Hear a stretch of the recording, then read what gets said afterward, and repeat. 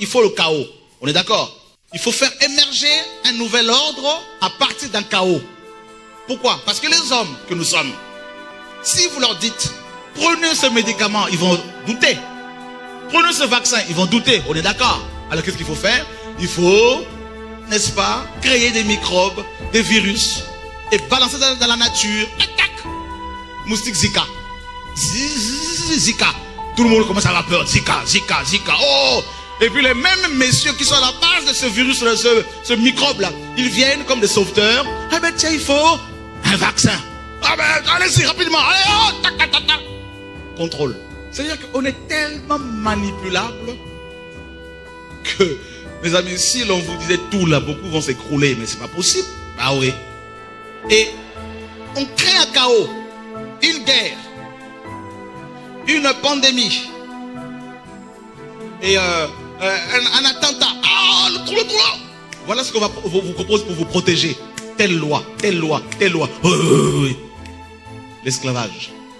On est de nouveau réduit à la servitude. Contrôlé, manipulé. Et on accepte facilement les idées, n'est-ce pas, la pensée du gouvernement mondial. Oh Seigneur, sauve-nous. Maintenant la crise, il y a une crise qui arrive. Cette crise n'aura pas de précédent, hein, sera sans précédent. Et effectivement, cette crise-là qui est déjà là, on ne veut pas en parler parce que les gens ne sont pas encore prêts, mais il y a une crise qui frappe les nations actuellement là. C'est une crise sans précédent et c'est à l'issue de cette crise-là que, officiellement, on va parler, présenter aux gens le gouvernement mondial. Écoutez bien ce que je vous dis de la part du Seigneur. Plusieurs banques vont fermer. Plusieurs sociétés vont faire faillite. Et le nationalisme, Dieu m'avait dit de vous dire, il y a quelques 2 ou 3 ans, que le populisme, le nationalisme allait prendre de l'ampleur en Europe. Vous vous rappelez de cette prophétie? Et c'est en train d'arriver. Ça va être terrible. Cette crise qui arrive, qui est déjà là, on va l'annoncer bientôt, va tellement secouer les nations qu'il va y avoir des troubles, même dans certains pays ici, même ici en France. Des peuples vont se soulever. Ça va être terrible. Des populations. Beaucoup de gens vont se suicider. Beaucoup de foyers vont éclater. Les gens vont se retrouver avec des dettes qu'ils ne pourront jamais rembourser. Ce qui s'est passé aux États-Unis, c'est rien. La crise de 1929 aux États-Unis, c'est rien. Vous savez quoi? L'économie mondiale va s'effondrer.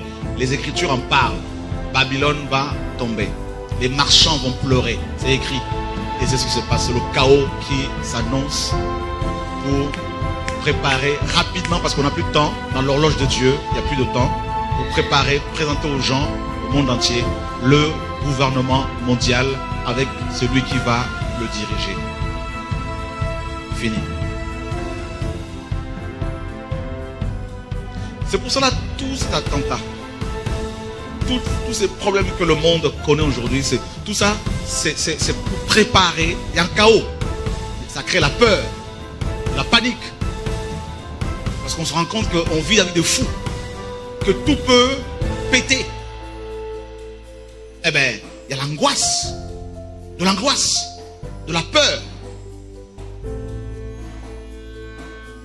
Et c'est par la terreur que l'ennemi assoit son règne, son pouvoir. Les amis, je vous dis, beaucoup de chrétiens même vont se suicider, des faux chrétiens. Ceux qui sont matérialistes, ceux qui sont accrochés à l'évangile de la prospérité.